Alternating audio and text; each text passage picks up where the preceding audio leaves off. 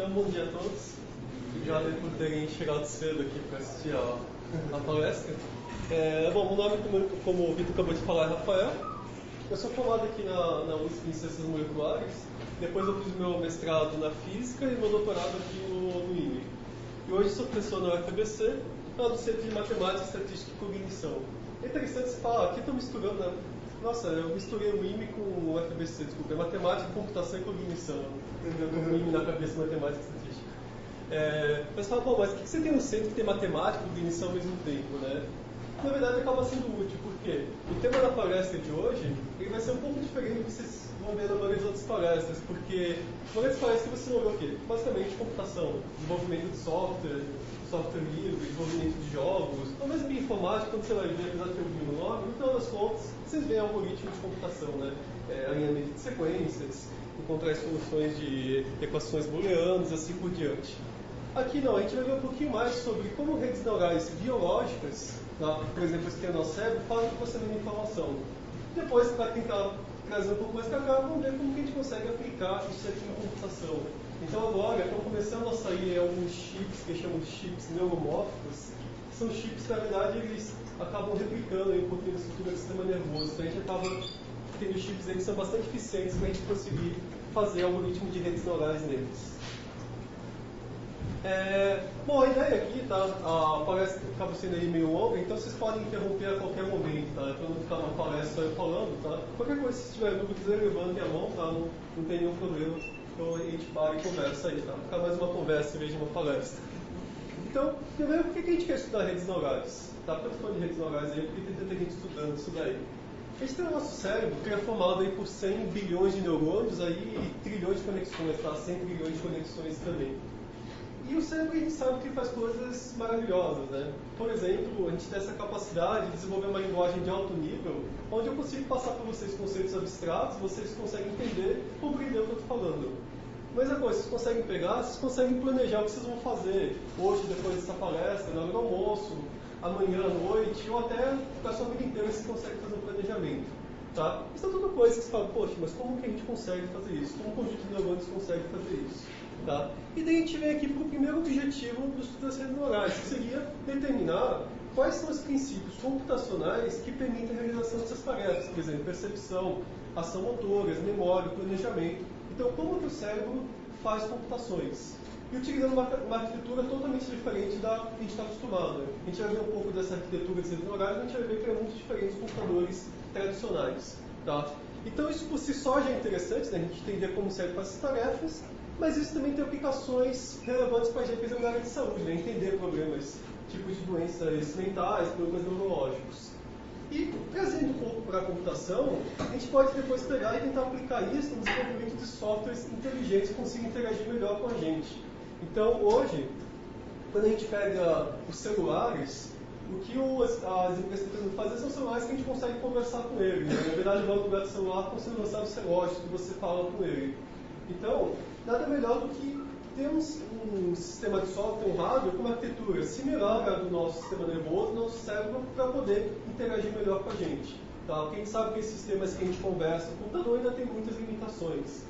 Então, acho que um exemplo legal de a gente pensar no computador que a gente consegue interagir bem é se a gente pensar aí no Jornada nas Estrelas. Jornada nas Estrelas, a comunicação, ninguém usa teclado, ninguém usa mouse, né?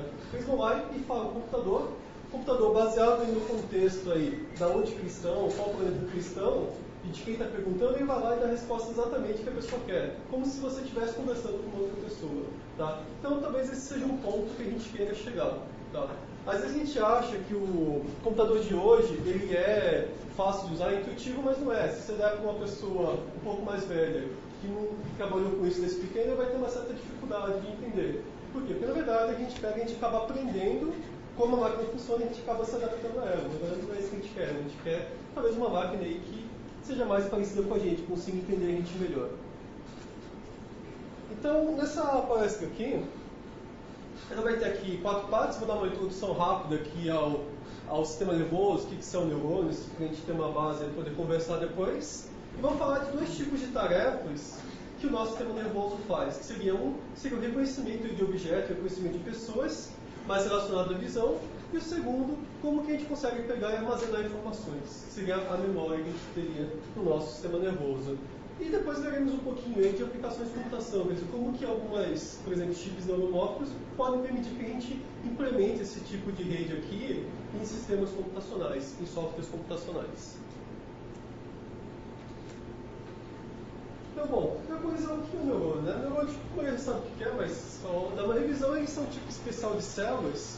E elas são um tipo de célula que a gente fala que ela é excitável. Por quê? Ela recebe conexões de outros neurônios, tá? E dependendo da quantidade de mensagem que ela receber de outros neurônios, a membrana dela, que tem uma certa polarização, ela sofre uma despolarização e pode gerar aqui um potencial de ação, que é uma mensagem que é passada por outros neurônios. Então o neurônio recebe várias mensagens de outros neurônios, integra elas e gera uma saída. Tá? Então a gente poderia pensar no neurônio como sendo esse tipo de unidade computacional. O neurônio, na verdade, ele é bem complexo. Tá? Ele tem aqui uma árvore dendrítica gigantesca, recebe milhares de conexões. Tá? Mas aqui o que a gente vai fazer, a primeira coisa, é simplificar ao máximo o neurônio. Tá? Depois, independente, a gente pode colocar algumas coisas de volta novamente. Então, se a gente pensar agora nesse modelo, que eu falo que o neurônio recebe várias entradas, integra elas e gera uma saída, a gente pode transformar o neurônio numa função matemática. Tá? Então, o neurônio aqui ele vai receber o quê? Um conjunto de entradas x1, x2, x3 até x7, e cada entrada vai ter um peso, que vai ser o meu W. Tá? Então, para o neurônio gerar a saída, o que ele vai fazer? Ele vai pegar cada uma das entradas, vai multiplicar pelo seu peso e vai fazer uma soma de todas elas. E daí eu vou pegar e eu vou comparar essa soma aqui com o limiar. Se esse valor for acima do limiar, ele dispara, ou ele fica ativo. Se não, ele não fica ativo. Tá? Então esse é o modelo mais simples aí que eu posso pensar com o neurônio. É claro que a gente simplifica muita coisa, tá? Por exemplo, isso aqui seria um comportamento de neurônio real, tá? Que tem vários tipos de padrões de disparo. Então a gente está jogando tudo isso fora e está falando o seguinte, o neurônio ele tem valor 0 e 1, ou ele está ativo ou não está ativo. Tá? Então, também não vou entrar muito detalhe do que a gente pede com isso, mas só para a gente ver o que a gente está simplificando. Tá? Mas o que é esse neurônio aqui, bem basiquinho, o que ele consegue fazer? Tá? Ele não consegue fazer tudo, tá? Mas ele consegue fazer algumas coisas interessantes. Em geral, quando a gente tenta pensar em neurônio, a gente coloca a entrada num espaço aqui em n dimensões. Tá? Então, uma entrada vai ser um vetor. Tá? Se você pensar que esse x aqui ele é um vetor, e cada valor aqui pode ter o valor 0 ou 1. Tá? Então eu vou ter um vetor de valores. Agora, se eu tiver, por exemplo, um espaço de 2 dimensões, vamos pensar aqui numa função end. O que é uma função end? Né? É uma função onde, quando eu coloco como entrada 0, 0, a saída é 0. Quando eu ponho 0, 1, a saída é 0. Quando eu ponho 1 a 0, a saída é 1. Quando eu ponho 1 a 1, a saída é 1. Tá? Seria a minha função end. Então, o que eu teria aqui? Nesse meu espaço aqui em 2 dimensões, o meu 0, 0 estaria aqui, meu 0, 1 estaria aqui, um 0 e o 1. Tá? Nesse caso, o que eu consigo ver? Bom, esse meu 1, eu quero que a saída seja 1, e para esse daqui eu quero que a saída seja 0. Vocês podem ver, eu consigo pegar e traçar aqui uma reta que divide as saídas que eu quero que seja 1 da saída que eu quero que seja 0. Tá? Então, o neurônio, o que ele consegue fazer é pegar e separar as minhas entradas em 2 grupos, utilizando uma reta. Isso é o que o neurônio consegue fazer. Tá? Então, sempre que eu tiver um problema onde o que eu quero fazer é separar essas minhas entradas aqui em 2 grupos, dividir por uma reta, o neurônio consegue resolver. O neurônio sozinho. Tá? Mas tem problemas aí que ele não consegue resolver. Por exemplo, se eu tiver a função XOR, a ou exclusiva, onde a saída é 1 apenas quando uma das entradas for 1 e a outra 0, tá? Então nesse caso aqui, por exemplo, 1 e 1, a saída é 0, o que acontece aqui? Eu não consigo ter uma reta que divide essas minhas entradas aqui em 2 grupos. Tá? Nesse caso o neurônio sozinho não consegue resolver. Tá? Interessante esse percepto quando ele foi proposto, as pessoas inicialmente ficaram bastante empolgadas que conseguiam implementar algumas portas lógicas como o AND e o OR, mas depois quando eles viram que eu não conseguia fazer o exclusivo, teve uma certa decepção aí por parte da boa parte das pessoas. Mas na verdade não entendi muito bem por que decepção, porque tudo bem, o neurônio não consegue resolver isso. Mas se tiver mais neurônios você consegue. Tá? Isso serve não tem um neurônio, tem 100 bilhões de neurônios. Então não tem problema nenhum o neurônio conseguir fazer isso. Como que eu resolvo isso com mais neurônios? Eu faço o seguinte, ó. Se eu colocar uma dimensão a mais, eu pego esses meus 2 pontos e trago para cá. Agora eu consigo passar um plano que divide eles. Tá? Então, colocando mais neurônios você consegue resolver esse tipo de problema aí. E daí, quando alguém fala de redes neurais, qual que é a coisa que vocês pensam? Pô, redes neurais é legal, ela consegue pegar e consegue aprender a resolver as coisas sozinhas para mim. Tá? E daí, como que ela faz isso? Com algoritmos de aprendizagem. Tá? Por exemplo, passar bem rápido aqui, o Perceptron ele consegue aprender a dividir esse meu conjunto de saídas em dois grupos, fazendo o seguinte: eu forneço para ele uma entrada e vejo qual que é a saída que ele dá. Se a minha saída bateu para o que eu quero, eu não faço nada. Se ele errou, eu pego esse meu vetor de peso iniciais e somo o meu vetor de entradas a ele. Se eu fizer isso, o que vai acontecer? Esse meu conjunto de pesos vai mudar. Significa que a minha reta, que separa os pontos, ela vai se mover. Eu vou mover dessa minha reta até o momento onde ele separa todos os meus pontos do jeito que eu quero. Tá? Então, essa seria a lógica do meu algoritmo de aprendizado, tá? Mas eu não vou entrar muito em detalhe aí. Tá? Mas uma coisa legal é que se você tiver várias camadas de neurônio, você consegue aprender qualquer mapeamento. Tá? Então, você pega um conjunto X de entrada, que são meus vetores, e para cada entrada você tem uma saída. Isso é um mapeamento arbitrário. Se tiver uma rede de neurônios, você consegue aprender qualquer mapeamento. Tá? Então, eles são bastante poderosos. Tá? Agora, isso aqui foi uma visão geral do que é o neurônio. Tá? Mas agora vamos já pensar agora em redes neurais maiores. Está pensando já no nível aí de uma rede neural aí do cérebro. Então, o que define o que uma rede vai fazer vai ser a sua arquitetura. Então, por exemplo, nós temos uma arquitetura onde eu tenho um conjunto de camadas, onde cada camada é um conjunto de neurônios.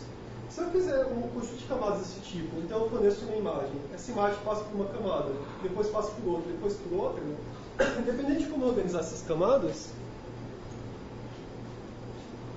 eu consigo implementar uma rede que consegue reconhecer objetos de modo similar ao sistema visual. Tá? Então isso aqui é um exemplo que a gente vai ver. Por outro lado, se eu mudo um pouco a minha arquitetura e faço agora um segundo tipo de rede, onde eu tenho grupos de neurônios, e esses neurônios dessa camada têm conexões deles com eles mesmos, que eu falo são conexões recorrentes. Tá?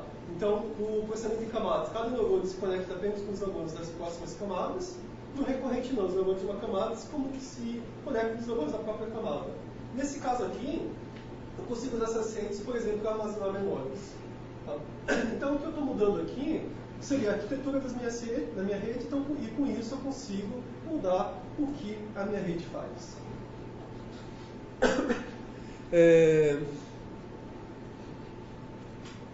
Então, eu vou começar falando aqui do meu primeiro exemplo aqui, que seria o reconhecimento de objetos. Então, como que eu poderia implementar aí uma visão aí, utilizando redes neurais?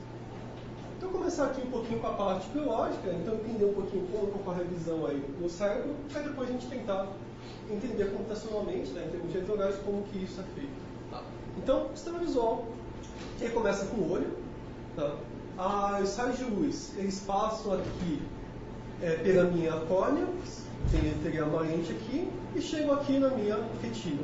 A retina tem um conjunto de receptores, tá, que são bastonetes e cones, e cada um detecta uma determinada frequência de luz.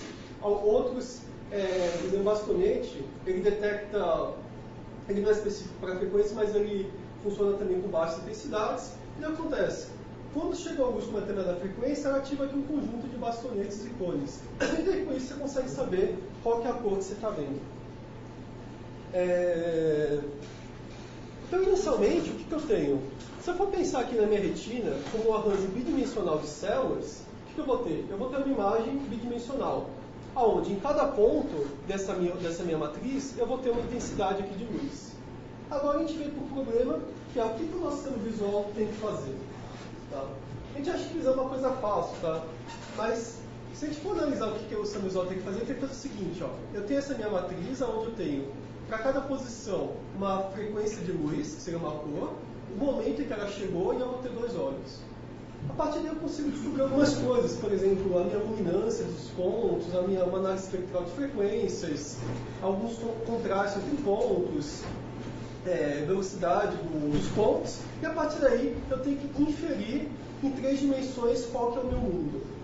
Então eu preciso pegar e olhando a partir de 2 imagens bidimensionais, saber que essa mesa aqui é um objeto tridimensional, tá? E que está nessa posição. Tá? Eu preciso pegar, por exemplo, descobrir aqui a posição relativa dos objetos, quem está na frente de quem, se eles estão rodando, qual é o movimento em 3 dimensões. Tá? Apesar disso, para a gente parecer simples, que a gente faz o tempo todo, nosso sistema visual faz isso o tempo todo, qualquer pessoa que já fez qualquer algoritmo de processamento de imagens ou de visão computacional sabe o quanto isso é difícil. Na verdade, hoje a gente não consegue fazer isso daqui, está muito longe de a gente conseguir fazer um sistema que faz tudo isso. Tá? E o nosso sistema visual faz isso tranquilamente o tempo todo, sem nenhuma dificuldade. É claro que algumas coisas que a gente pode ver, primeira coisa, assim, a gente precisa dos 2 olhos. Tá? Então, quando a gente olha para essa imagem aqui, é impossível a gente saber se isso aqui é um bonequinho que a moça está segurando, que ele está segurando, ou se é o homem que está lá atrás. A gente, pela nossa experiência, fala, o homem que está lá atrás, eles fizeram uma montagem. Mas por aqui não dá para saber. Tá? Mas com 2 olhos eu consigo. Então, o sistema visual eu uso os 2 olhos aí para conseguir achar informações em 3 dimensões. A mesma coisa aqui. Tá?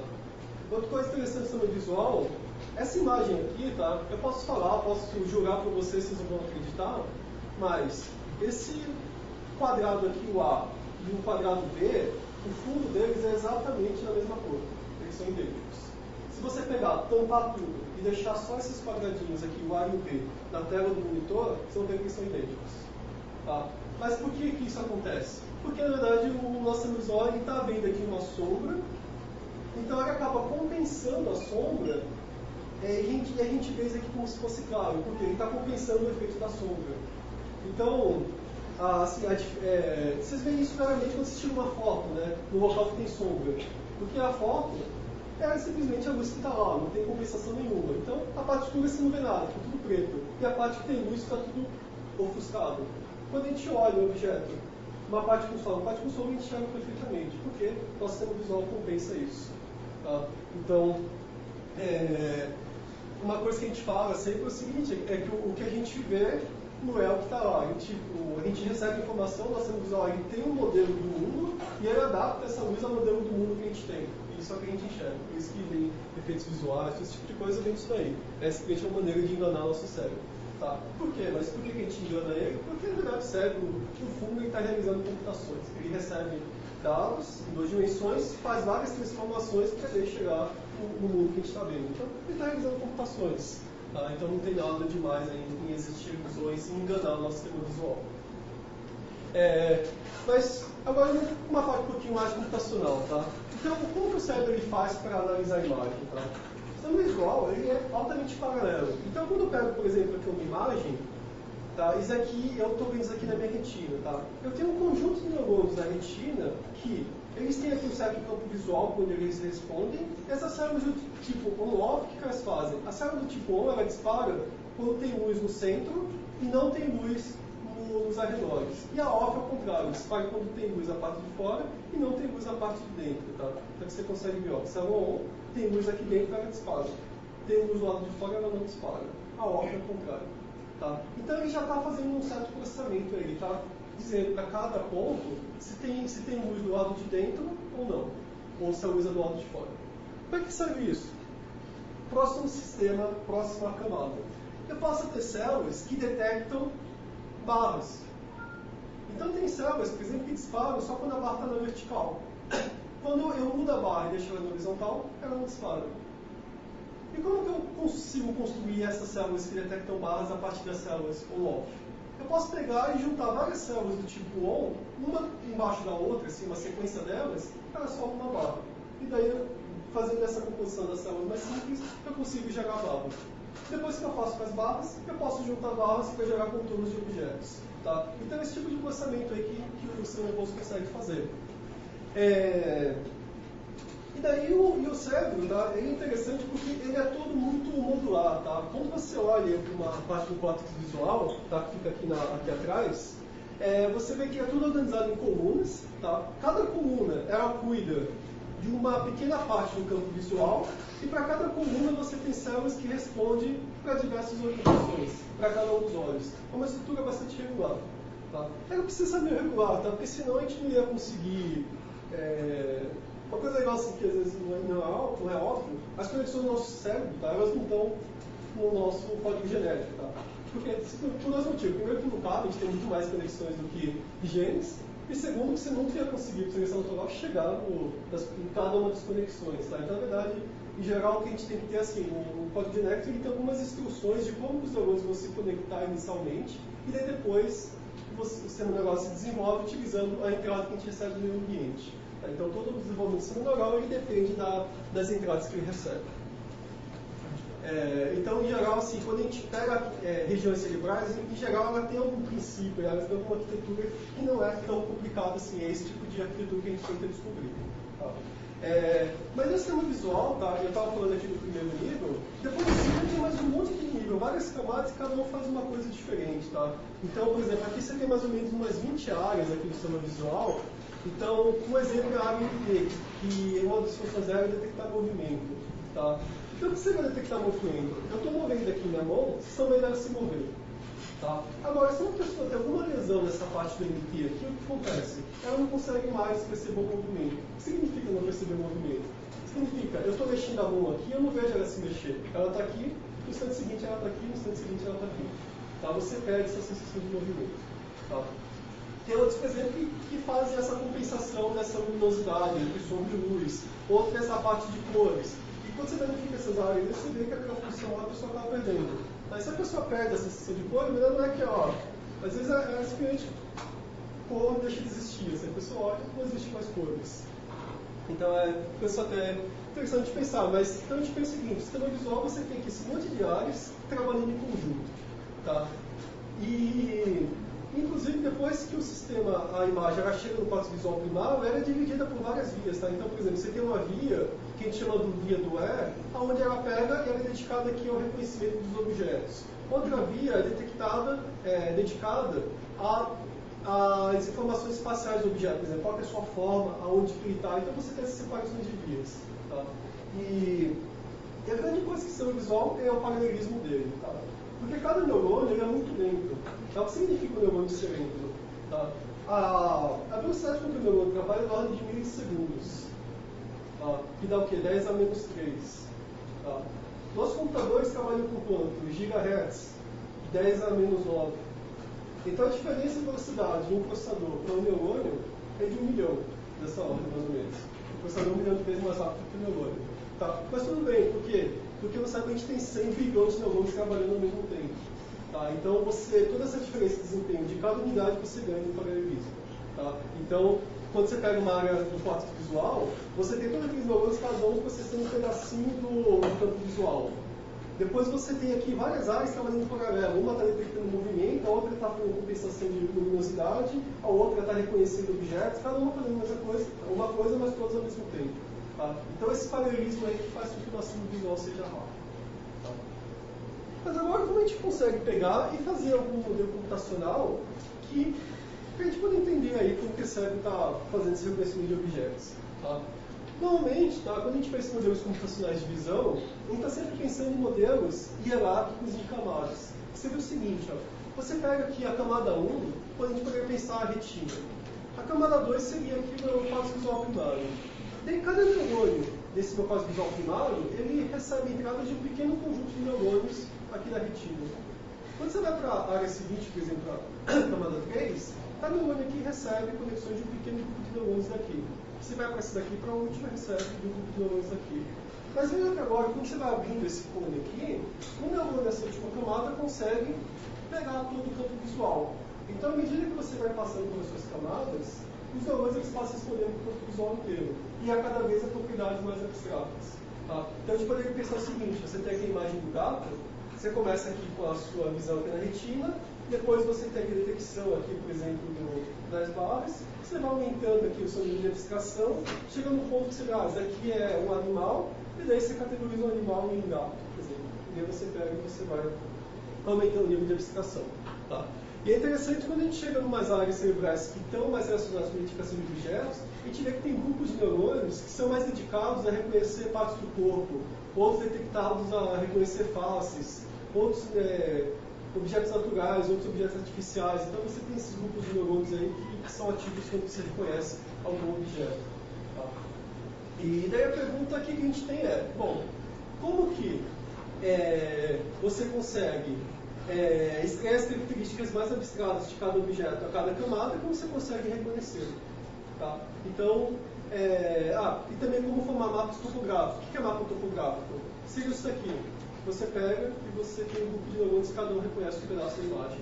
Então, como a gente forma esse mapa, como que a gente consegue extrair essa característica abstrata de cada camada e como a gente reconhece objetos. Tá? Então, é isso que a gente quer pegar e tentar entender.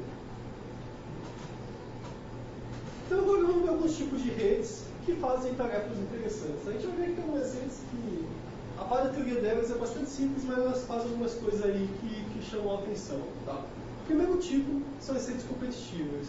O que é uma rede competitiva? É um conjunto de neurônios que recebe um grupo de entradas, tá? E cada uma dessas entradas aqui, elas se conectam com cada um dos neurônios. Então, cada neurônio ele vai ter aqui uma matriz de pesos. Então, assim, eu vou ter uma entrada aqui, tá, XJ, e eu vou ter um vetor de peso que diz qual é o peso de cada uma dessas entradas do neurônio 1. Depois, qual é o peso de cada uma das entradas do neurônio 2, do 3 e do 4. Então, eu vou ter um vetor de pesos para cada neurônio. Tá? Agora, quando eu coloco uma entrada, o que acontece? Eu vou multiplicar, né, o valor dessa entrada por esse primeiro peso, o valor da segunda entrada por esse segundo peso, o terceiro por terceiro peso. Se for ver, o que a gente está fazendo é um produto escalar entre a minha entrada e o meu vetor de pesos. Tá? Então, simplesmente multiplicando dois vetores, elemento a elemento. Tá? E se eu fizer um produto escalar, para cada um desses neurônios aqui, o que eu vou ter? Eu vou calcular a ativação de cada neurônio, que seria justamente o valor dessas multiplicações de x por w. E a rede competitiva, o que ela faz é o seguinte: apenas o neurônio com maior ativação, ele ganha a competição. Na verdade, não precisa ser um, tá? Apenas os neurônios com maior ativação ganham a competição.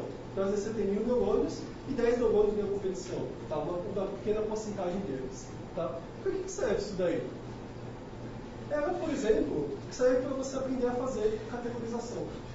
Uma rede desse tipo. Tá? Então, digamos que eu tenho aqui um conjunto de entradas, eu tenho aqui um espaço, tá, de entradas. Suponha que cada ponto é uma entrada diferente, que eu estou fornecendo para a minha rede. E suponha que cada x aqui é o meu vetor de pesos. Tá? Então, por que a entrada pode ser um ponto? Porque, na verdade, cada entrada é um vetor de x. Então, eu posso transformar aqui em um ponto no espaço n-dimensional. Tá? Agora, o que acontece? Digamos que eu pego e eu forneço essa entrada para a minha rede. O que vai acontecer? Eu vou pegar e eu vou calcular o meu produto escalar dessa entrada aqui com cada um dos vetores de peso. Tá? Nesse caso, quem que vai ganhar? Esse neurônio aqui, né? Porque o número deles é o menor, então ele vai ganhar a competição. Tá? Quando esse aqui ganha a competição, o que eu faço? Eu pego esse meu vetor de pesos e somo com o meu vetor de entrada. O que vai acontecer? O meu vetor de pesos vai se mover na direção dessa entrada. Depois eu pego um outro entrada desse daqui e vejo que esse neurônio ganhou. O que vai fazer? Esse vetor de peso vai se mover para cá. Se eu for fazendo várias vezes, vai chegar um momento onde meus vetores de peso eles vão apontar justamente para o centro dos meus grupos de entradas. Tá? E tudo isso ele vai fazendo no automático, simplesmente com esse algoritmo de aprendizado. Tá? E essa minha rede aqui ela pegou porque ela conseguiu aprender a categorizar as minhas entradas, tá? Sem nenhuma interferência nenhuma. Tá? A única coisa que a rede está fazendo é ela está multiplicando os vetores de acordo com quem ganha a competição. Tá? Isso daqui é o que a gente chama de aprendizado não supervisionado. Então, às vezes, quando você vê pessoas falando de redes neurais, você começa a falar, eu tenho aqui um sistema que é auto-organizável, parece uma coisa do outro mundo, né? Você tem uma rede que se auto-organiza para resolver uma tarefa. Tá? Na verdade, não tem nada demais. Tá? Se o cliente vai lá e você cria um conjunto, você pega os neurônios, coloca uma regra de aprendizado que tenta extrair algumas propriedades estatísticas da sua entrada, e daí a sua rede vai lá e aprende que o algoritmo de aprendizado foi programado para fazer. Tá? Então, isso aqui é o que a gente chama de auto-organização. Tá? Então, é uma rede que consegue automaticamente, sem interferência externa, aprender a categorizar as minhas entradas em grupos. Tá?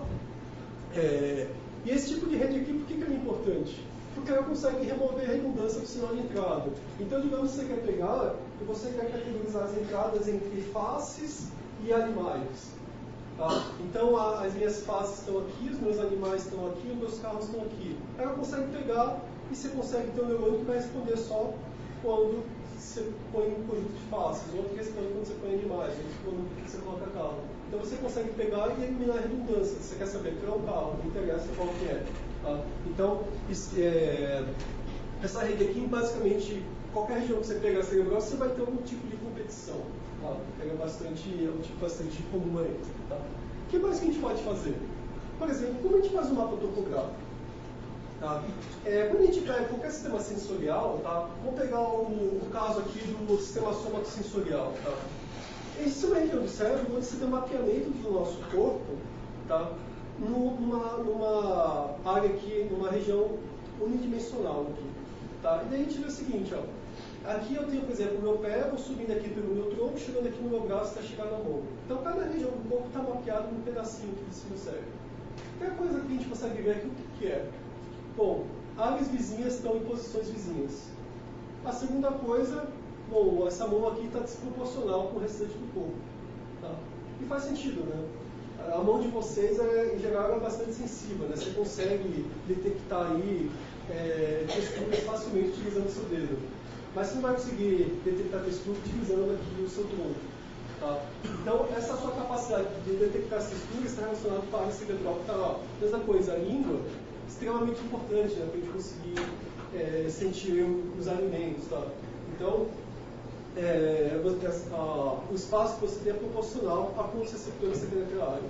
A mesma coisa, sistema visual, neurônios vizinhos, eles detectam partes vizinhas da imagem. Tá? Por que isso é legal para o cérebro? Por vários motivos. Tá? Áreas que estão próximas, os neurônios vão precisar se comunicar. Então, se você põe eles perto do outro, você economiza fio. Na verdade, economiza axônio. Tá? E também é muito mais fácil fazer uma regra de conexão entre os neurônios. Você fala, conecta com o vizinho, do que conecta com o neurônio que está numa posição qualquer. Tá? Então, tem bons motivos para ser organizado assim. Tá? E como que isso é formado? Também, a ideia básica para formar esse tipo de rede é relativamente simples. Vamos pegar aqueles redes cognitivas que eu acabei de mostrar para vocês, só que agora eu vou adicionar algumas conexões entre os neurônios daquela camada. São conexões laterais. Seria o seguinte, cada neurônio ele vai pegar e ele vai excitar os neurônios vizinhos e vai inibir os que estão mais distantes. Então o que acontece? Quando você mostra duas entradas parecidas, tá, que estão próximas uma da outra, por exemplo, se é um visual, você mostra uma barra, os neurônios que estão próximos um do outro, digamos que um pedaço da barra ativa um neurônio aqui. O segundo pedaço da barra ele vai ativar qual neurônio? Bom, se o neurônio que essa pedaço da barra ativou, ele está ativo, ele vai excitar o seu vizinho. Então vai ter mais chance dessa pedaço da barra que está do lado ativar o vizinho daquele neurônio do que os outros. Então você vai fazendo isso muitas vezes, estatisticamente o que vai acontecer? Neurônios vizinhos eles vão ser ativados por estímulos visíveis. Tá? Então é tudo uma questão de... No final acaba caindo muito na estatística aí. Tá? Você vai pegando aproximadamente as probabilidades de excitação dos neurônios e daí você acaba conduzindo sua rede aí a formar esse mapa topográfico. E daí, finalmente, como a gente chega no reconhecimento de objetos?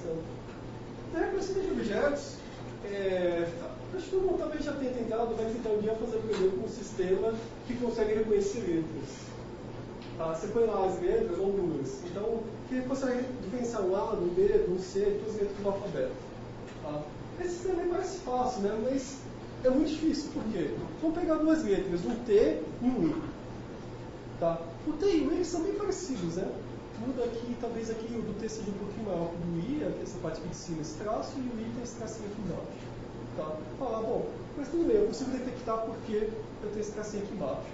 Só que daí você diminuiu um pouquinho o I.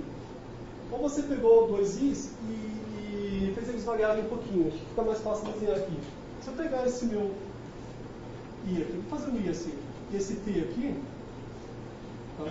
Eles são bem parecidos. Agora eu vou pegar esse meu I e vou diminuir o tamanho, deixar ele assim. E vou mover ele. Eu tenho aqui uma imagem, agora eu tenho outro. Esse meu I aqui é totalmente diferente desse, se eu olhar pixel a pixel. Por outro lado, ele é muito parecido com esse T. Tá? Então, como que eu faço para classificar esses dois Is na mesma categoria, ao invés de classificar esses dois na mesma categoria? Eu não posso olhar pixel a pixel. Tá? Eu não posso simplesmente ver quais são as letras mais parecidas. Eu preciso de uma coisa diferente aí. Tá? Isso vale para qualquer tipo de imagem. Tá? Então, eu não posso simplesmente começar a olhar os pixels e tentar saber qual é a letra. Quem tentar fazer isso, não vai conseguir. Tá? Também por causa desse problema aí. E daí, como que eu faço uma rede, então, que consegue detectar as letras, mesmo que eu pego minha letra, mude de posição, mude de tamanho, rotacione, faço o que eu quiser com ela, eu consigo detectar que aquele é um if ou aquele é um if. Como que eu faço isso? Tá? Dá para fazer isso utilizando uma rede multicamadas. Bem parecida com a que eu mostrei para vocês, tá? Então você tem várias camadas, elas têm essas conexões hierárquicas, tá? Que você vai abrindo aqui no clone. Em cada camada, eu tenho uma rede competitiva com a inibição lateral também, que eu acabei de mostrar. Tá? E daí eu vou colocar uma regra de aprendizado que ela faz o seguinte, ela tem o que a gente chama de vestígios temporais. Seria o seguinte, digamos que eu pego e mostro uma face assim de lado. Tá? No passo seguinte, o que eu vou fazer? Eu pego, quando você olha uma pessoa, né? Você olha ela de frente, depois no passo seguinte a pessoa está virando o rosto, ou você está passando por ela. Então, as visões que você vai ter da pessoa, da face, em geral, ela vai mudando continuamente. Tá? Então, nesse caso aqui, você mostrou essa face ativou um conjunto de neurônios. No passo seguinte, você mostra a face seguinte. Só que daí, quando você for aprender a reconhecer essa face, você leva em conta quais neurônios estavam ativos nessa visualização anterior. E aí você faz com que os neurônios que estavam ativos nessa visualização anterior também ativem essa face. E você vai fazendo isso para cada uma das visões. E depois, se você fizer isso várias vezes, você pode fazer isso também para face também diferente, iluminações diferentes. Ele vai pegar e ele vai reconhecer todas essas faces aqui como sendo a mesma pessoa. Tá? Então, você simplesmente pegando e fazendo uma junção dessas redes aí. Tá? Então, isso aqui seria um exemplo de um sistema que chama VisNet, que é bastante conhecido para fazer esse reconhecimento de objetos. Então, esse tipo aí de rede, tá? Ele é bastante... Eles são simples que estou fazendo porque estão sempre conexões de uma camada para a próxima, tá? Mas eu não tenho, por exemplo, conexões de volta. Então eu tenho conexão do sistema visual até a minha última camada de reconhecimento, mas eu não tenho de volta. Tá? Mas o sistema nervoso é muito mais complexo, tá? Tem conexões de todo lugar para todo lugar. Tá? Para que servem essas conexões a mais, como eu falei? Tá? Elas não estão lá para nada, elas têm motivos para estar lá. Por exemplo, controle de atenção. Então, quando você tem uma vista, você olha qualquer coisa assim, sempre vai ter alguma coisa que vai te chamar a sua atenção e você vai mudar o seu foco para lá.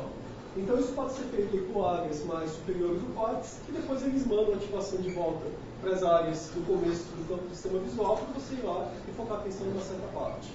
Outras coisas tipo, eu pego, estou olhando aqui para um objeto, mas eu sei que eu estou aqui nessa sala, então, dependendo do conceito do texto, faz mais sentido eu reconhecer que é um objeto ou não. Tá? Isso aí também pode me dar essa informação. Pode até pensar aqui em informações sensoriais de vários tipos. Então, por exemplo, quem sabe o inglês, mas não sabe tão bem, quando vocês escutam aí só o som de uma palestra em inglês, vocês têm mais dificuldade do que quando vocês têm a pessoa falando e você vendo a boca dela se mover. Por quê? Porque o nosso cérebro junta informação sensoriais de visão e de audição. Tá? Então, esse tipo de coisa também, esses modelos não entra, tá? Mas nosso cérebro faz muito bem isso daí. Tem mais um monte de coisa que a gente precisa pegar e entender um pouquinho melhor como que ocorre. Tá? Então, aí tem essas conexões recorrentes. Tá? Então, aqui a gente passou aqui um exemplo então, do sistema visual. Tá? Um outro exemplo aí de rede seria da memória, que é uma coisa bem diferente do sistema visual. Tá? Porque eu não estou mais processando imagem. Eu quero fazer o seguinte, eu quero ter um padrão de ativação que representa o objeto, eu quero armazená-lo. Para depois, se eu vir o mesmo objeto novamente, eu reconheça ele. Então, nesse caso aqui, assim, uma coisa que se acredita, tá? A grande maioria dos cientistas se acredita, é que todo aprendizado ele ocorre a partir da criação de novas sinapses e modificação dos fios das sinapses atuais. Então, nesses algoritmos que eu mostrei para você, todo aprendizado eu pegava e eu modificava os meus trechos. E para definir o que a gente fazia, o que eu fazia, eu mudava o tipo de conexões. Tá? Então é isso que vai definir o que a gente vai fazer.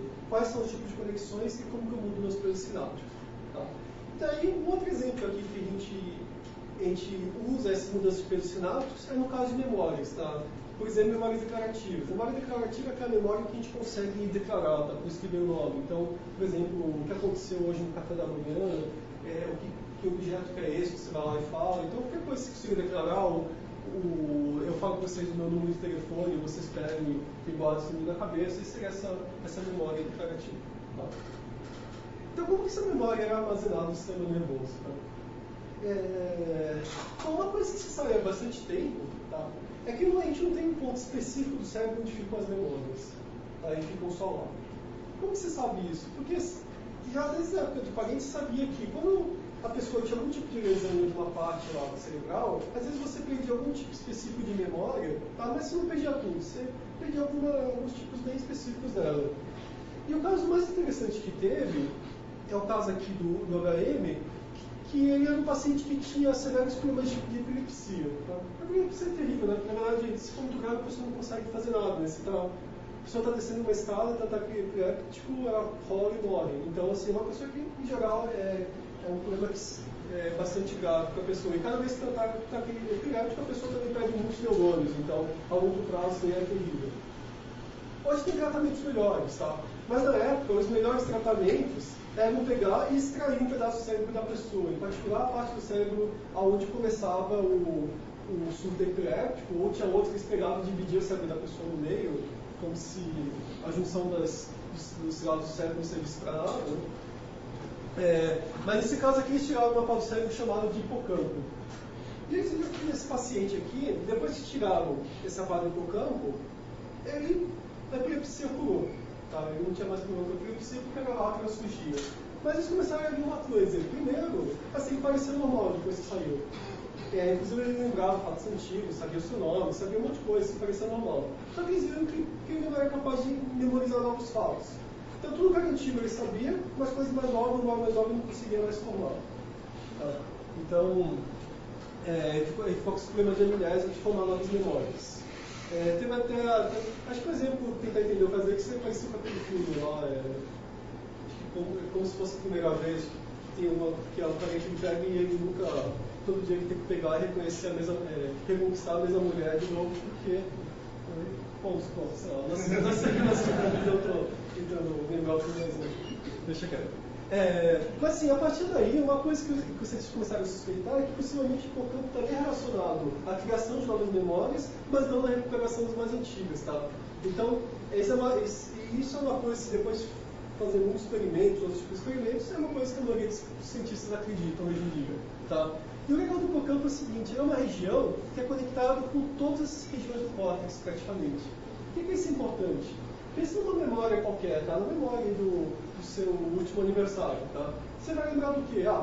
Não, melhor ainda, você pega e você vê um objeto, um relógio, tá? Que está aqui. E aí você vai lá e lembra da pessoa que é dona daquele relógio. E aí você lembra da vez que vocês foram, que vocês assistiram aula juntos, e você começa a lembrar do professor e da matéria que vocês viram, e tem toda essa sequência de fatos. Começa a lembrar, sei lá, a voz da pessoa, uma música que vocês escutaram, começa a ter memórias que juntam vários tipos de sensações, tá? Até a parte também de emoção também. Então, se a gente fosse fazer memórias que envolvem todos esses tipos aqui de sensações, eu precisaria ter todas as regiões do cérebro conectadas com todo mundo, tá? E vocês que estudaram redes de computadores, em geral, quando você quer formar uma rede com 10 computadores, você não vai conectar todo mundo com todo mundo. Já o que você faz? Você conecta todo mundo no switch, e daí você vai precisar do quê? De 10 cabos só. Você vai ligar cada computador no switch. Tá? Então o hipocampo acaba sendo um pouco disso daí, tá? Porque ele conecta com todas as regiões cerebrais, e daí com isso você consegue conectar todo mundo utilizando aqui um switchzinho, um hubzinho. Tá? Se não tivesse ele, você tem que ter conexões de todas as áreas com todas as áreas. Tá? É claro que eu estou super simplificando, tá? Mas seria um pouco da ideia aí de por que ele é necessário para formar novas memórias. Bom, mas o que a gente vai ver agora, então, é como que essa região aqui consegue armazenar memórias. É isso que a gente quer ver. Tá? Então, realmente, o que é uma memória? Tá? Isso é uma coisa importante. Eu quero dar uma memória, o que é uma memória? Em geral, a gente define uma memória, tá? Como um padrão de ativação no cérebro. Então, você tem um conjunto de neurônios, uma região, por exemplo, 10 mil neurônios, e você pega e um grupo lá de 100 neurônios está ativo. Aqui é uma memória. Quando você tem uma outra memória, por exemplo, uma outra face que você reconhece, você ativa um outro grupo de neurônio. Daí você tem a memória lá do carro, você ativa um outro grupo de neurônio. Cada grupo de neurônios que está ativo representa uma memória. Tá? Uma coisa interessante é que o nosso cérebro, tá, ele poderia ter vários tipos de representação. Por exemplo, digamos que eu tivesse um neurônio para cada objeto que eu conheço. Isso aqui é uma representação local. Tá? Uma época saiu até em alguns portais de internet lá que tinha um cientista que mostrou lá que você tem o neurônio da Jennifer Aniston. Seria o seguinte, você mostra várias fotos e aquele neurônio ativa uma foto. Quando você mostra a Jennifer Aniston, especificamente ele é ativado. Tá? Você poderia falar, bom, então eu tenho um neurônio de Jennifer Aniston. Mas na verdade, só que isso não é verdade, tá? Por quê? Os neurônios, eles morrem o tempo todo, tá? Então, aquele dia que você for lá beber um pouquinho mais, você perdeu muitos neurônios. Tá? Tudo bem, você tem bastante neurônio. Só que daí morreu, por coincidência, o neurônio da Jennifer Aniston. Você esqueceu dela, sabe? Isso aí não acontece, sabe? Depois você bebeu, você não perdeu, quer dizer, se você bebeu muito, talvez você não forme as memórias do dia, mas você não vai perder memórias antigas. Tá? Então a gente não pode ter essa codificação local. Tá? Então por que a gente tem as codificações distribuídas? Um conjunto de neurônios ativos ao mesmo tempo representam cada memória. Tá? E daí tem algumas coisas assim, quantos neurônios ativos representam uma memória? Tá? Se eu tenho uma área com 10 mil, 100 mil neurônios, em geral, é um grupo muito pequeno de neurônios, tá? 1% ou menos do que isso. Tá? Por que são poucos neurônios? Tá? Tem um bom motivo para isso, que cada vez que o neurônio está disparando, ele está gastando energia, ele fica lá disparando disparos e mandando para outros. Tá? Nosso cérebro a gente não quer gastar energia. Nosso cérebro já gasta muita energia, tá? Assim, ele é de longe assim, o órgão que mais gasta energia proporcionalmente ao seu tamanho. Tá? Ele gasta uma quantidade absurda de energia. Então, eles fazem o quê? O cérebro é inteligente, na verdade. A evolução é inteligente, né? Ela vai com um sistema aí que seja o mais eficiente possível. Não talvez o mais, mas é um que seja suficientemente eficiente. Tá? Então, nesse caso aqui, eu uso uma representação espacial. Poucos neurônios antigos eu uso pouca energia. Tá? E daí, como que eu armazeno essa representação? Eu vou utilizar minhas redes autoassociativas. O que é uma rede autoassociativa? Seria o seguinte, eu tenho aqui um conjunto de neurônios numa região, e os neurônios dessa região se conectam de volta com os neurônios da própria região. Com quem que eles se conectam? Suponha que eu tenho aqui 100 neurônios nessa área, e eu estou pegando 4 aqui que fazem parte de uma mesma memória. Quando eu pegar e armazenar essa memória, eu vou fazer o seguinte, todos os neurônios que fazem parte da memória, eles vão se conectar com todos os outros que fazem parte dessa memória. Tá? Então eu tenho 4 neurônios que fazem parte da memória, 1, 2, 3 e 4, e cada um desses vai se conectar com os outros 4 aí.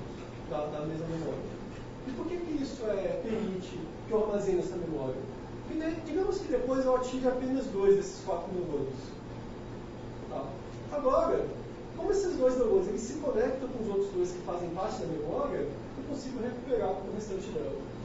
Tá? Então essa ideia que quando você vê um pedaço de alguma cena, um pedaço de algum objeto, você consegue recuperar o resto. Por quê? Porque essa parte da memória está conectada com o restante dela. Então você ativa um pedaço da memória, você consegue recuperar o resto. Tá? Então você vê aqui esse exemplo aqui, tá? Esses 4 neurônios representam aqui a maçã, você vê um pedaço dela, aqui uma lateral dela, e daí você ativou só 3 neurônios, só que esses 3 neurônios se conectam com esse 4, então ele vai lá e completa essa minha memória. Por que isso funciona? Tá? Bom, aí também, assim, você pode ter uma teoria, por exemplo, a gente chama de redes neurais de atratores, tá? Então tem livros inteiros falando só na teoria matemática, por que funciona, mas você consegue pegar e consegue criar aqui uma teoria baseada em níveis de energia da rede, e você mostra que os estados aonde a rede ativou aquela memória são de menor energia. Tá? Então a rede é um sistema dinâmico, cada vez que você muda a ativação de neurônio, você mudou o estado daquele sistema. Então esse sistema ele vai mudando de estados de menor energia são os que correspondem à memória. Tá? A gente poderia pensar assim, por que ele consegue recuperar a memória? Tá? A gente chama de estado atrator por quê? Porque a rede chega nesse estado e fica nele, e sempre fica para sempre. Só que daí ela sabe que tem um mecanismo para você pegar e resetar aquela rede. Tá? Uma coisa legal da nossa memória é que a nossa memória é endereçável pelo seu conteúdo. Tá? Como que a gente guarda a memória no imagem do computador? Você vai lá, aqui no diretório e diga o nome. Se encontrar uma imagem, você precisa saber o diretório e o nome do arquivo. Tá? Mesma coisa na internet, você tem que ter o nome da página, você pode ter um mecanismo de busca, mas não você acaba usando nomes. Tá? Com a cérebro não, você mostra a imagem da pessoa e você recupera a face dela. Tá? Então você não precisa usar o nome, você mostra a própria imagem, um pedaço dela e recupera ela. É parecido com o que o Google está fazendo agora. Você faz a pesquisa de imagem, você manda uma imagem e ele volta imagens parecidas. Tá? Eu pensei um tempo atrás não estava muito bom aí, talvez hoje esteja melhor, mas a ideia seria essa aí. Eu vejo aqui a água e eu pego o conceito de água. Tá? Eu não preciso ter uma lista de nomes. Tá? Vamos passar aqui rápido. Essa rede aqui, tá? Tem algumas propriedades interessantes. Tá? Quando eu mostro e recupero um pedaço do padrão, eu consigo recuperar o restante. Eu consigo generalizar, tá? Porque fatores parecidos eles vão dar ativações parecidas, tá? Que seria a nossa famosa capacidade de generalização, e tolerância a falhas. Tá? Se a gente perder uma parte dos neurônios, eu não perco a memória, porque cada memória é representada por muitos neurônios. Tá? Então, essas propriedades interessantes que a gente tem aí, a gente consegue fazer nessa rede. Tá? Eu posso usar também para armazenar sequências de memórias, tá? Mas não vou entrar aqui no caso, mas a gente pensa, bom, será que o cérebro pode chamar de um computador? Qual é a diferença do cérebro de um computador? Tá? A primeira diferença importante da que a gente pensa no computador que a gente acabou de ver é a seguinte: no computador, a CPU ela tem um hardware fixo, faz sempre a mesma coisa. Os programas eles ficam na memória, os dados também. Eu quero rodar um programa que eu faço, eu pego o programa na memória, trago aqui. Daí eu pego um conjunto de dados da memória, trago aqui, mudo alguma coisa neles e volto para a memória. Depois eu venho o próximo conjunto de dados, puxo para cá, depois volto para a memória. Eu fico o tempo todo movendo dados da CPU e da memória, tá? Tanto os dados que eu vou mexer quanto o meu programa. Rede neural não, né? O programa e a memória, na verdade, eles são praticamente a mesma coisa, porque tanto o programa quanto a memória, eles dependem das conexões sinápticas e dos pesos. Tá? Então você não tem essa divisão de CPU e memória, não. A CPU e a memória são a mesma coisa. Elas estão lá nas conexões sinápticas entre os dois neurônios. A arquitetura é radicalmente diferente. Tá? E o que isso implica? Tá? Então, aqui na última parte, assim, hoje, tá, tem projetos gigantescos para entender o funcionamento do cérebro humano. Tá? Então, por exemplo, na Europa, eles fizeram esse Human Brain Project, é um projeto de mais de €1 bilhão, que dá para usar em 10 anos, envolvendo aí 20 países, mais de 100 instituições. O objetivo é fazer simulações do cérebro completo e entender o seu funcionamento. Tá? Os Estados Unidos, depois que provaram isso aqui, os Estados Unidos não ficou atrás e também criou a sua Brain Initiative. E nesse caso seria uma contrapartida deles com esse Human Brain Project, que também tem objetivos aí parecidos. Tá? Então você vê que está se investindo muito dinheiro nisso daí. Tá? A questão é a seguinte: se a gente quiser simular um cérebro no computador, o que a gente precisa? Tá? É uma coisa absurda que a gente precisa. Para você simular um cérebro que eles falam humano com 100 trilhões de sinapses, tá? Um modelo super simplificado de neurônios, tá? Muito mais simples que os neurônios que a gente tem, bem mais simples mesmo, tá?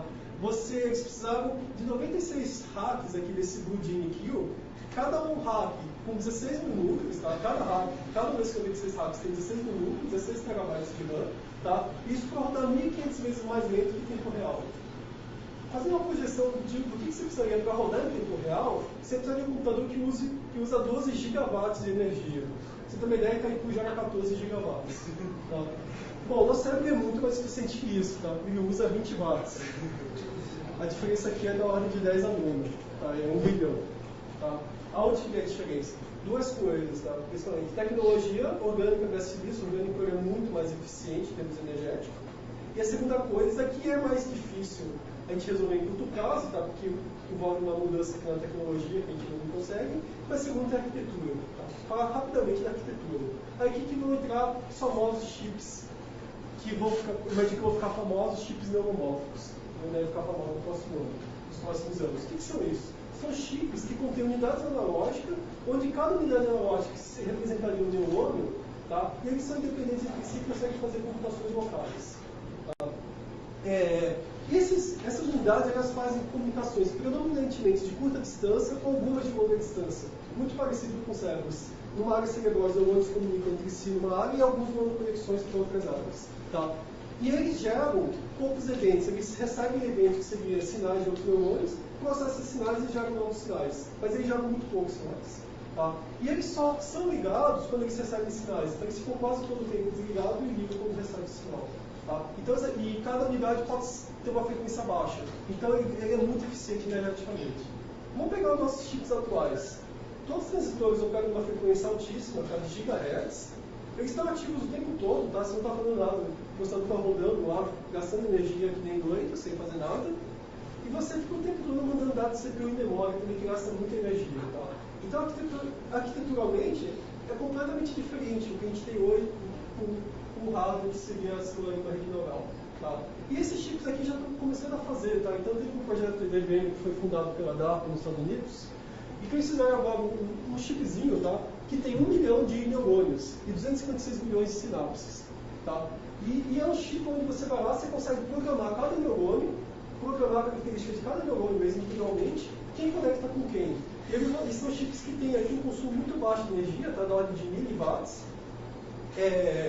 E daí você pode criar redes com esses chips. Então cada chip aqui tem 1 milhão de conexões, tá? Então a ideia deles é juntar depois uma rede com 4 chips e ter 4 milhões de neurônios.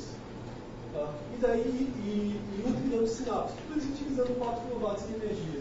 Tá? Portanto, não é muito. Um computador de vocês, esse computador de mais alto desempenho, um desktop hoje usa 200 watts, 300 watts. Os computadores melhores, assim, o workstation usam 500 watts, até 1000 watts.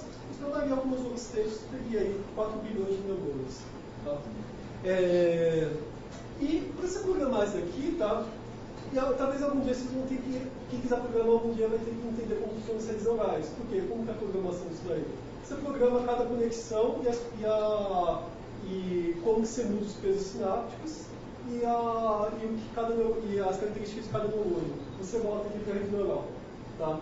É claro que nem todos os programadores vão conseguir fazer isso. Tá? Que nem hoje, quem tenta programar em CUDA, muitos não conseguem. Então, o que possivelmente vai ter no futuro? Bibliotecas, que tem o que eles chamam de corets, que fazem algumas funções. Um coret que implementa uma rede competitiva, um outro que reconhece padrão, eu sei juntar vários deles e já não programa. Tá? Então, possivelmente isso daí, mas vai precisar daquelas pessoas que vão programar esses corets daí. Isso daí você vai precisar entender sobre dinâmica de redes neurais e como elas funcionam. Tá? Bom, algumas conclusões, então, principal aqui, se levar assim, computadores digitais e sistemas neurais, eles têm arquiteturas totalmente diferentes, tá? Computadores digitais eles são excelentes para cálculos numéricos e tarefas determinísticas. Cálculo numérico do computador é infinitamente melhor que a gente, não tem nem o que comparar. Tá? Por outro lado, algumas coisas a gente faz muito melhor, tá? Assim, tratar dados de muitas dimensões, o computador não é muito bom, a gente funciona bem, tá? A própria visão, né? Você está tratando um dado com muitas dimensões. Tá? Então, você faz reconhecimento de padrões, a gente trabalha muito bem, tratamentos de classes a gente trabalha muito bem. Tá?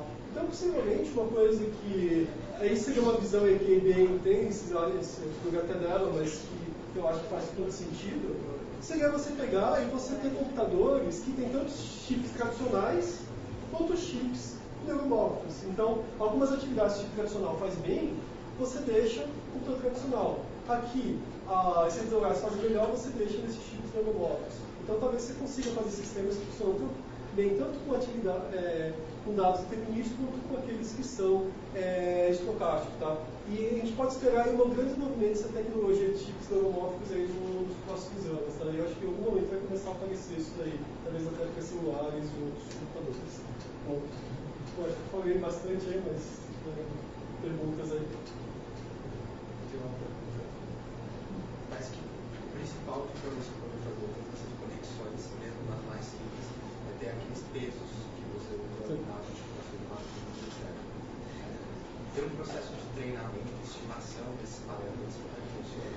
Isso, então, esse algoritmo de aprendizagem, desde aquela que eu mostrei do Perceptron, até aquela de formar rede competitiva, que eu vou mudando o peso para poder formar as categorias, são justamente eles que mudam os pesos sinápticos. Então, quando eu pego um peso e falo, agora eu estou somando para a minha entrada e mudando o meu vetor de pesos, eu estou mudando o peso sináptico. Mas precisa algum valor padrão inicial, ou faz poder que provar, em geral, você pode começar com valores aleatórios, você começa com valores aleatórios, mas se você já tiver alguma informação a mais, você pode direcionar os pesos iniciais para o seu problema. Então, isso é uma coisa que dá para você fazer, fazer um direcionamento inicial.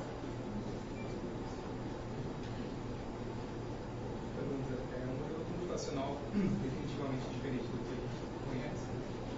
Mas queria saber se tem algum resultado, tipo, se eles computam exatamente as mesmas coisas, tem alguma coisa nesse sentido?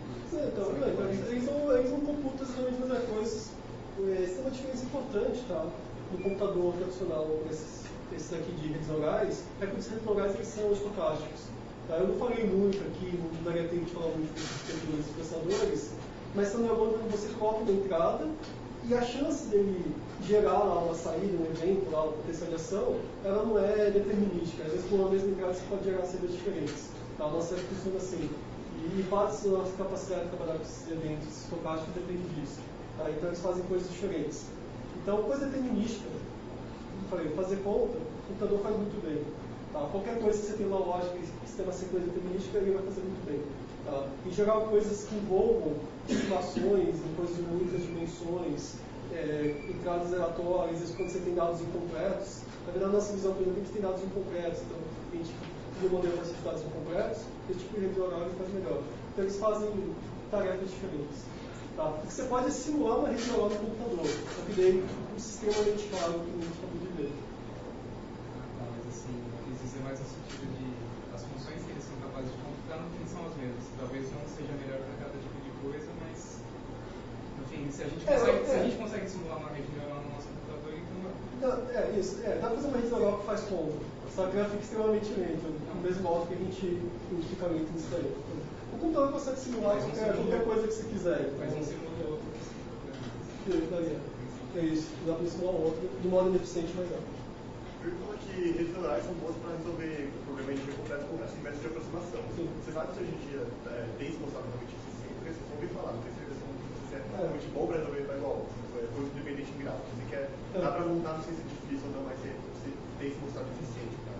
O que tem assim é que quando o pessoal começou em redes neurais, começaram a fazer redes neurais baseadas naquele neurônio simplificado, e daí depois foram gerando outros métodos estatísticos até mais eficientes. Por exemplo, o famoso é máquinas de vetores de suporte, mas tem outros também que acabam sendo até mais eficientes. Mas o que esses algoritmos fazem, tá? Redes neurais, algoritmos genéticos, o pessoal faz otimização com coluna de formiga, tudo isso aí, eles tentam achar uma solução que seja razoavelmente boa para aquele problema. Tá? Então, assim, pode ser que alguns problemas ele talvez ache uma solução razoavelmente boas, outros não. Tá? Eu não sei, por exemplo, mas que esse já cai um pouquinho mais na área de otimização. Então, não sei exatamente quão bom são as soluções das redes neurais comparado com algoritmos genéticos, por exemplo. Mas, a princípio, daria. Você tem um problema difícil de resolver deterministicamente, você conseguiria fazer uma aproximação utilizando a rede neural. Em geral, a ideia é essa daí. Nesses chips neuromotor, como você falou, quando você fala em eficiência, a eficiência é maior no treino da rede, ou existe algum tipo de aplicação, que eu fico imaginando que tipo de aplicação justificaria a criação de um novo chip? Porque, basicamente, hoje todas as redes, você tem implementação em computadores tradicionais, pelo menos a minha experiência, a utilização da rede é algo muito simples. E os problemas complexos se justamente no processo de treinamento. Sim, exatamente. Então, assim, em geral, quando você usar a rede neural para resolver problemas de otimização, o que demora é o treinamento. E demora quase todo o seu tempo. Tá? Depois só para usar, ele custa mais barato. Tá? Mas quando a gente pensa agora numa rede neural que está ganhando chip, é uma rede que está aprendendo o tempo todo. Tá? Ela aprende sozinha. Isso, ela vai aprender o tempo todo. Na verdade, você vai mostrando de lado, ela vai sempre aprendendo. Tá? E daí você pergunta, mas de onde que vem a eficiência dela? A eficiência dela vem porque simular a rede neural no computador tradicional é muito caro. Tá? Demora muito. Qualquer rotina de aprendizado lá, se for uma rede com 100 neurônios, você vai ficar horas aprendendo, às vezes dias. Tá? E aqui não estou falando de 100 neurônios, estou falando de milhares, tá? Talvez milhões de neurônios. Tá? Então, a eficiência no aprendizado. Oi? É maior eficiência no aprendizado. Não, a maior eficiência é na execução da rede. Só que a execução e o aprendizado, elas ocorrem ao mesmo tempo. Tá? Então, assim, a gente diferencia um pouquinho. A rede neural biológica está o tempo inteiro aprendendo e executando. A gente está o tempo inteiro aprendendo. Tá? Então, você não consegue separar uma época de aprendizado de uma época de utilização. O que, em geral, tem quando usa a rede neural para resolver problemas de otimização, eles separam isso aí e falam, a partir desse momento eu não aprendo mais. Tá? Mas o melhor seria continuar se aprendendo, porque o ambiente vai mudando. Tá? Então, nesse sentido, seria melhor ficar aprendendo. Tá? Mas esses mesmos algoritmos que se executam no computador tradicional, aqui você executa com uma eficiência energética e de tempo muito maior. Tá? Então, qualquer algoritmo para rede neural você vai executar muito mais rápido aqui. Tá? Mas ele é diferente. Tá? Os neurônios que tem aqui não são os neurônios da rede neural artificial, é o mais complicado. O neurônio que gera potencial de ação ele é mais complicado que esse modelo simples. Tá? Isso aqui vai ser super difícil de programar. Tá? É uma coisa que eles estão começando a se preocupar. Até quando eu falei de criar essas bibliotecas, é justamente por causa disso. Se alguém vai criar as bibliotecas, é mais difícil de usar. Tá? Porque programar os neurônios nesses que geram spikes é difícil. Quais aplicações? Então, aplicações, em geral, coisas que a gente faz bem, estão começando aí, né? Então, Hoje, assim, as coisas que a rede neural faz bem já daria para aplicar aqui, tá? Então a pessoa fala, que aquele sistema vai reconhecer placa de veículo. Se realmente funcionaria bem. Tá? Talvez de reconhecimento de fala, talvez funcionaria bem. Então, algumas coisas de utilização daria para usar também. Tá? Então, seriam as aplicações iniciais. Mas a ideia é que depois, com a popularização, e com o fato de agora a gente vai poder usar redes com milhares de neurônios, certamente outras aplicações vão surgir. Você acha viável o sujeito perder um pedaço do cérebro implantado lá para a função? Não, viável não. Desse vai ficar por um problema aí de engenharia de como conectar as suas conexões do cérebro nesse chip. Mas sim, a princípio seria possível, mas ele está um pouquinho longe, mas possível. Mas o problema é que assim, apesar de conexões você tem muito grande, né? Como você conseguir juntar as conexões corretas dentro do chip, então eles ficariam um pouquinho mais difícil. Mas assim, não pode dizer que nunca vai acontecer. Não é algo para tão logo. Em termos de engenharia, é uma tarefa difícil. O que o pessoal tem hoje seria você implantar, por exemplo, nervos musculares, aí é mais fácil, porque você tem que ter antecipação, e é uma coisa que é mais viável a curto prazo.